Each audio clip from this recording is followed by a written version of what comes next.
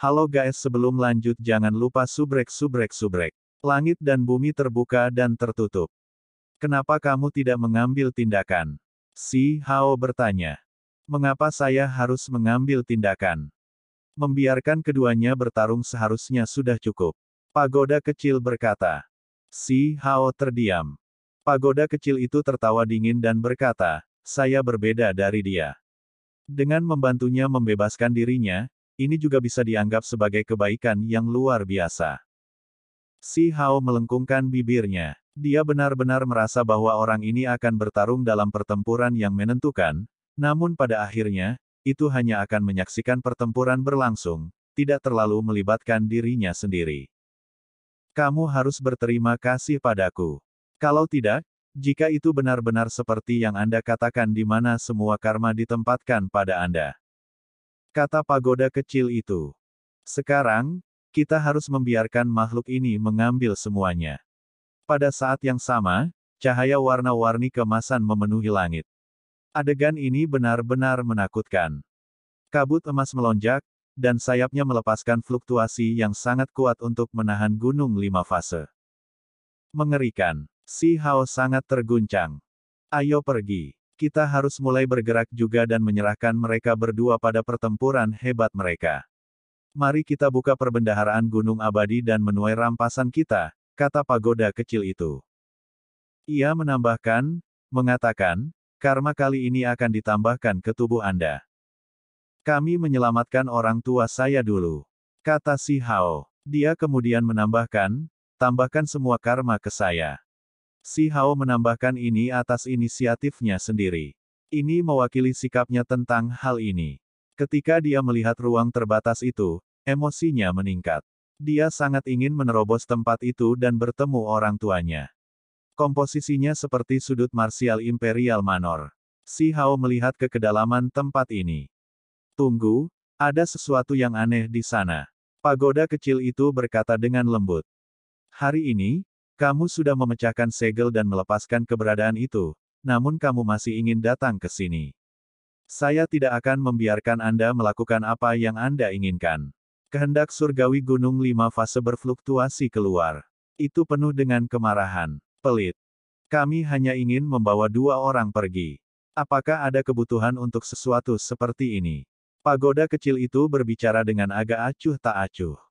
Pagoda kecil itu menggantung di atas kepala si Hao.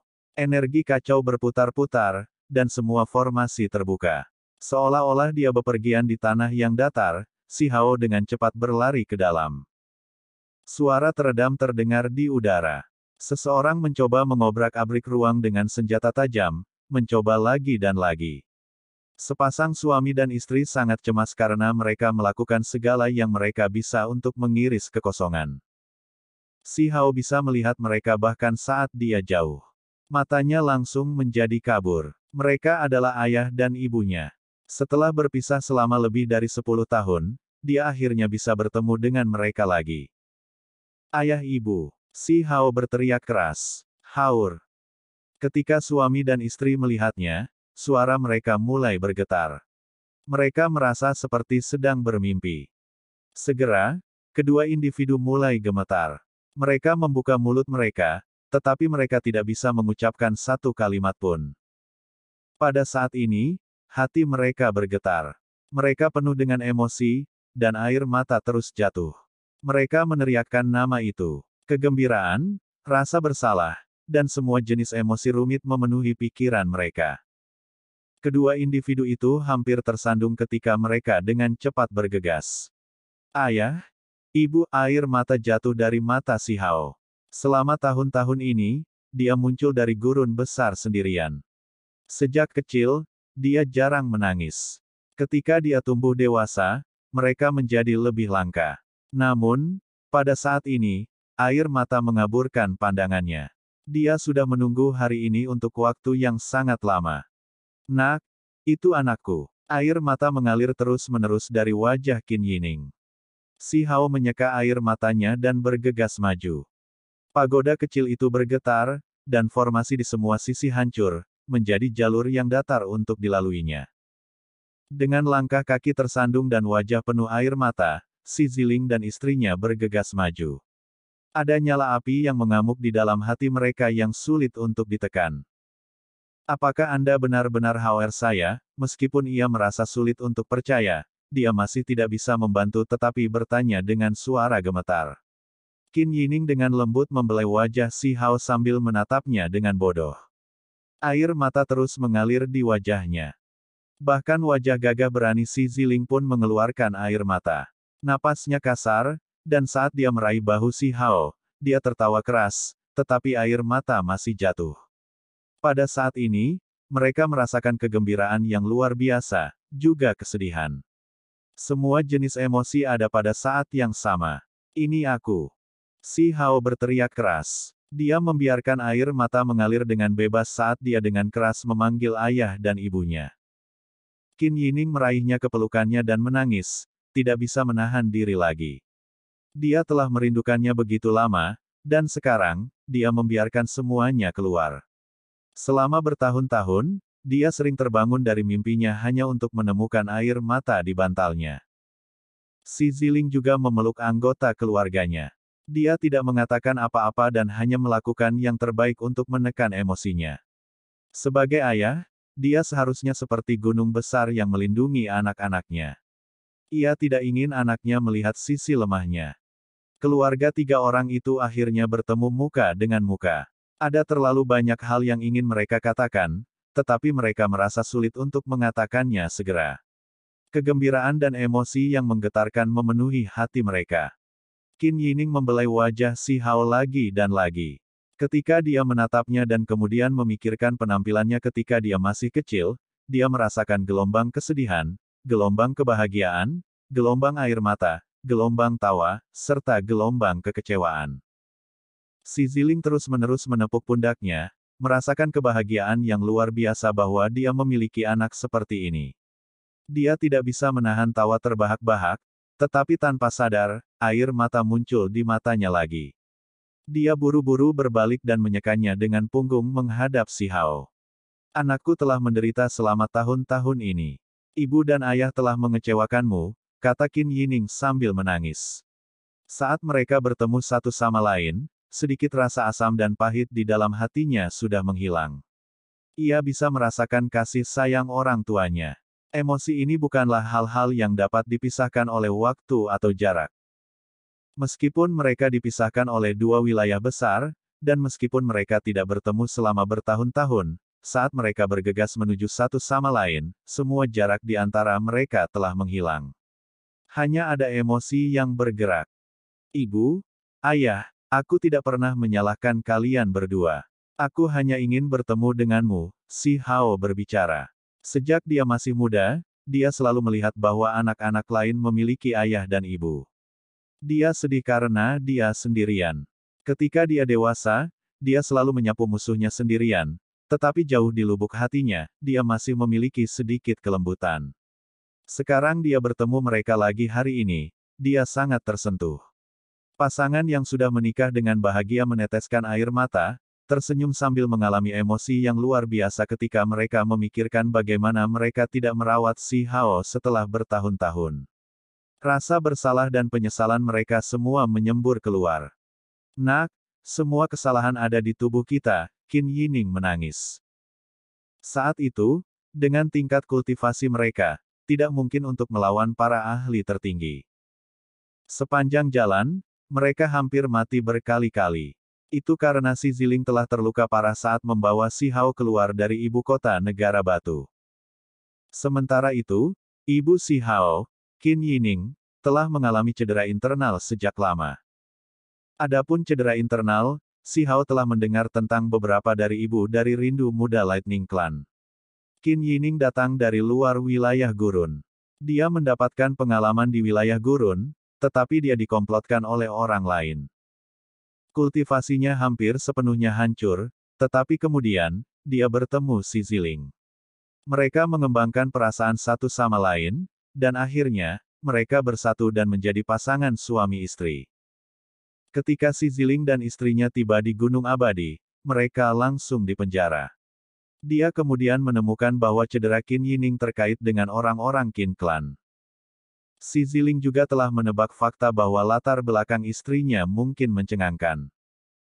Qin Yining tidak membicarakannya secara mendalam, dan tidak mudah baginya untuk menanyakannya. Anak yang dilahirkan keduanya benar-benar menghasilkan tulang makhluk tertinggi.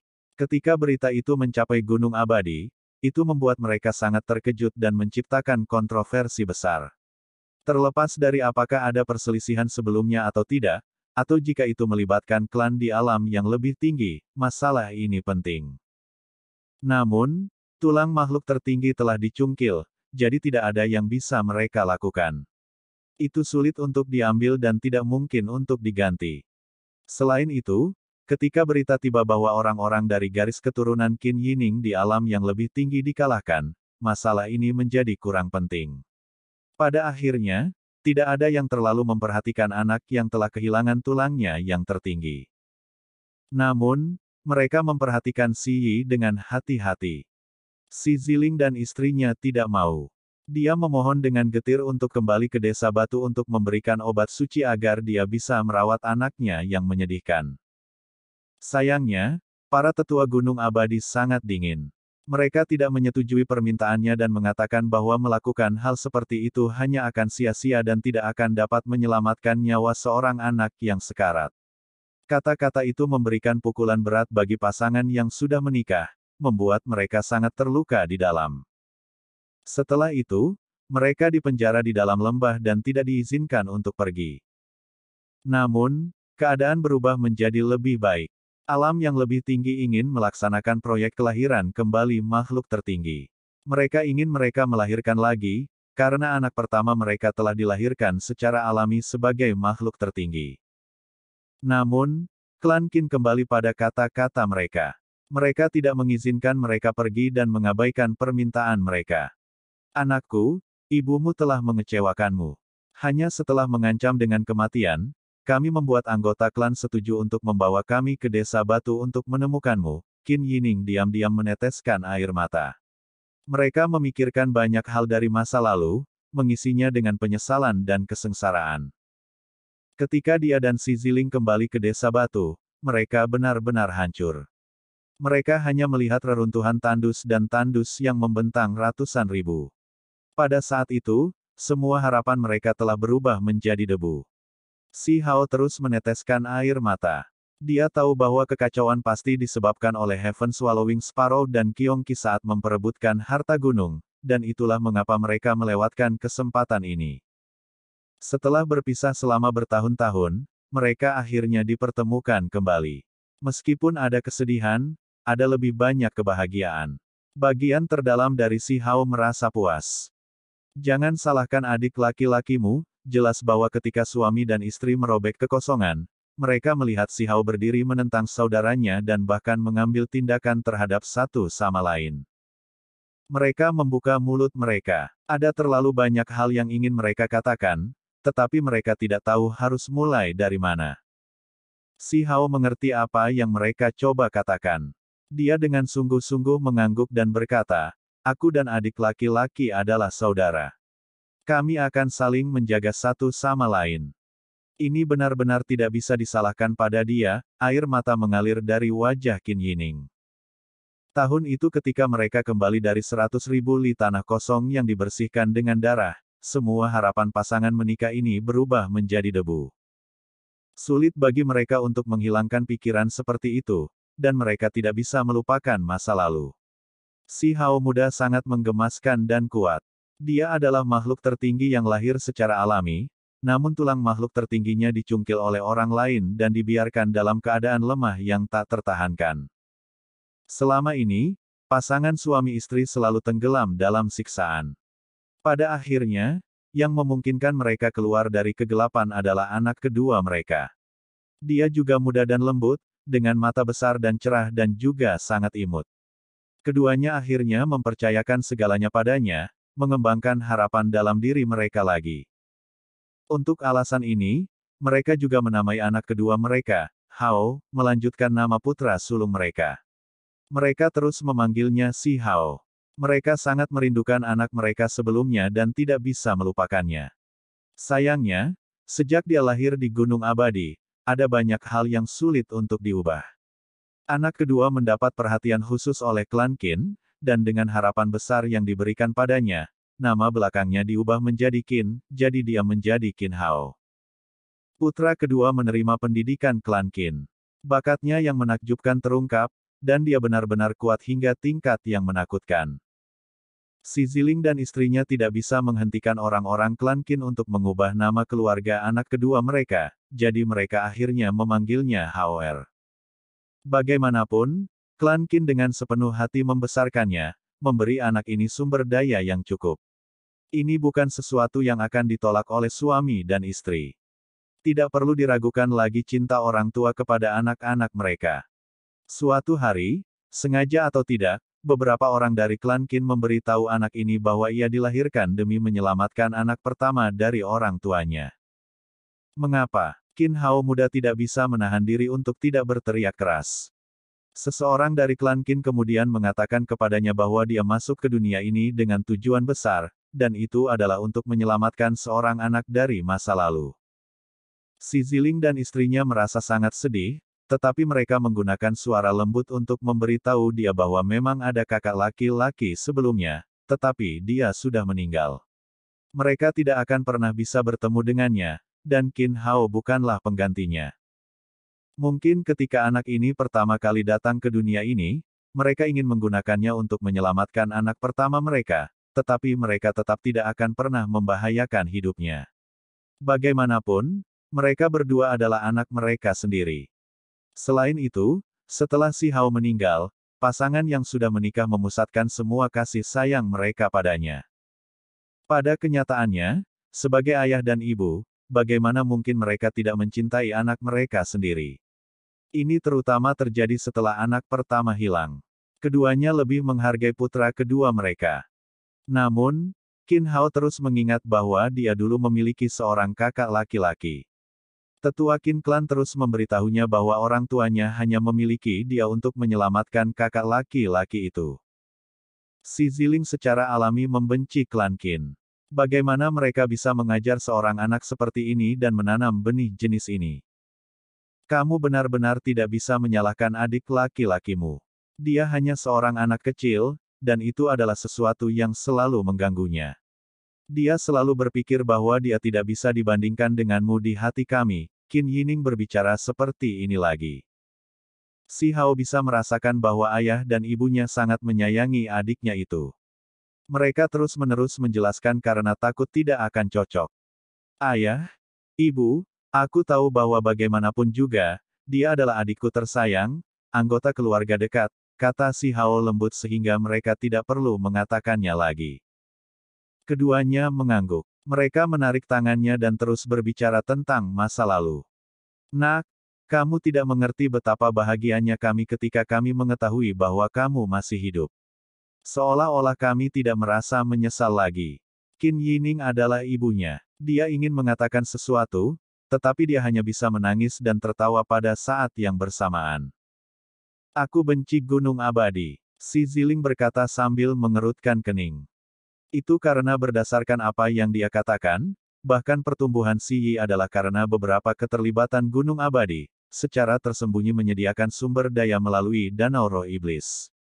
Itu semua demi mencabut tulangnya yang berharga ketika dia dewasa. Si Hao mengerutkan kening. Tidak heran klan Qin mencoba mengikatnya dan merasakan ketakutan seperti itu, serta kekhawatiran dan ketakutan. Sebenarnya ada begitu banyak rahasia yang mereka sembunyikan. Ada yang aneh, pagoda kecil itu berkata pada dirinya sendiri.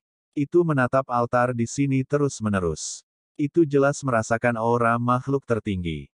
Apakah ini langkah pertama dalam menghasilkan makhluk tertinggi muda secara artifisial? Itu sangat terkejut. Apa sebenarnya yang ingin dicapai oleh rencana kelahiran kembali makhluk tertinggi klan Qin? Tampaknya membutuhkan bantuan orang-orang seperti Qin Hao dan Si Hao. Sudah lama mendengar tentang masalah ini. Kata-katanya menyela keluarga tiga. Dia segera memikirkan kakeknya dan merasakan gelombang urgensi. Dia ingin memahami kebenaran. Dia sangat khawatir, karena kakeknya membayar begitu banyak untuknya. Ketika kakek 15 disebutkan, si Ziling dan istrinya juga sangat marah. Orang tua itu membawa Aman ke Gunung Abadi, dan setelah mengungkapkan tujuannya, dia dibimbing ke sini. Ketika dia mengetahui bahwa pasangan yang sudah menikah itu di penjara, dia meledak dengan amarah. Dia ingin menyelamatkan putranya dan istrinya, tetapi pada akhirnya dia bukanlah lawan bagi seorang ahli tertinggi. Dia dipukuli sampai dia batuk darah. Pahlawan besar, dewa iblis hebat, dipermalukan di sini. Darah terus-menerus keluar dari mulutnya. Klan Qin, Gunung Abadi. Si Hao meraung dengan kemarahan yang tak tertandingi. Meskipun dia telah membunuh Qin Zhan, masih ada kemarahan besar di dalam dirinya. Jangan khawatir. Sebentar lagi, kami akan merampok perbendaharaan Immortal Mountain tanpa meninggalkan satu hal pun sebagai kompensasi. Kemudian, kita bisa membantai jalan kita ke alam yang lebih tinggi. Pagoda kecil itu mendesak. Apakah kakek dan Ahman benar-benar memasuki alam yang lebih tinggi? Si Hao bertanya. Dia merasa sangat gelisah di dalam hati. Si Ziling mengangguk. Saat itu, dia memanggil Qin Hao, karena bagaimanapun, putra kedua menerima sedikit kasih sayang dari leluhur tua Gunung Abadi dan bisa membuat banyak hal terjadi. Hari itu, si Ziling memperingatkan Qin Hao berulang kali bahwa Dewa Iblis Agung adalah kakeknya sendiri, dan dia pasti harus memikirkan cara untuk menyelamatkannya. Dia harus membantu kakeknya dan Ahman ke dalam formasi transportasi agar mereka bisa melarikan diri. Qin Hao akhirnya menyelesaikan tugas ini, tetapi dia tiba-tiba mengirim mereka ke formasi kuno, dan setelah diaktifkan, itu benar-benar mengarah ke alam yang lebih tinggi. Ini, si Hao terdiam. Nak, mengetahui bahwa kamu masih hidup adalah hal yang paling membahagiakan bagi kami. Kami belum pernah merasa begitu diberkati sebelumnya. Qin Yining tersenyum saat air mata mengalir di wajahnya. Anakku, meskipun kehilangan tulang makhluk tertinggi, masih bangkit menjadi kebesaran. Dia dapat mengabaikan dunia di bawah langit dan menunjukkan penghinaan kepada orang-orang di sekitarnya. Dia benar-benar seseorang yang mempesona masa lalu dan sekarang. Si Ziling sangat bangga pada si Hao, dengan paksa menepuk bahu si Hao dengan paksa. Tidak jauh, seorang pemuda berdiri di sana sambil melihat mereka. Dia mengenakan pakaian pertempuran perak dan mengalir dengan aura surgawi. Di tangannya ada tombak perak. Dia benar-benar pendiam. Nak, cepat dan datang. Ini kakak laki-lakimu tersayang. Qin Yining memperhatikan putra keduanya. Dia menyeka air matanya dan memanggilnya. Nak, cepatlah, keluarga kita akhirnya bersatu kembali. Si Ziling juga berkata. Qin Hao berjalan mendekat. Pakaian pertempuran peraknya bersinar, membuatnya terlihat sangat tidak biasa. Meskipun wajahnya masih muda dan lembut, dia masih terlihat seperti anak dewa. Seluruh tubuhnya bersinar. Hanya saja, dia agak pendiam. Dia memandang si Hao, lalu dia melihat orang tuanya. Dia jelas mendengar kata-kata yang baru saja mereka ucapkan. Si Hao telah mengalami banyak kesulitan, yang membuatnya dewasa jauh lebih awal. Ketika dia melihat adik laki-lakinya, dia mengerti bahwa dia masih anak-anak pada akhirnya, dan masih agak lembut. Apakah dia merasa seperti si Hao mengambil tempatnya di hati orang tuanya? Adik laki-laki, bagaimanapun, kami adalah anggota keluarga terdekat. Di masa depan, tidak peduli apa, kita masih saudara dekat. Aku akan menjagamu. Si Hao berbicara sambil penuh emosi. Aku tidak membutuhkannya. Aku akan menjadi orang yang paling kuat di dunia ini. Kata Qin Hao. Bagus, adik laki-laki akan menjadi orang yang paling kuat, jadi jaga saja kakakmu. Si Hao tersenyum dan berkata. Jika seluruh dunia melihat bahwa si Hao, batu kecil yang selalu memandang rendah orang-orang di sekitarnya mengucapkan kata-kata ini, mereka pasti akan heran dan menolak untuk mempercayai hal seperti itu.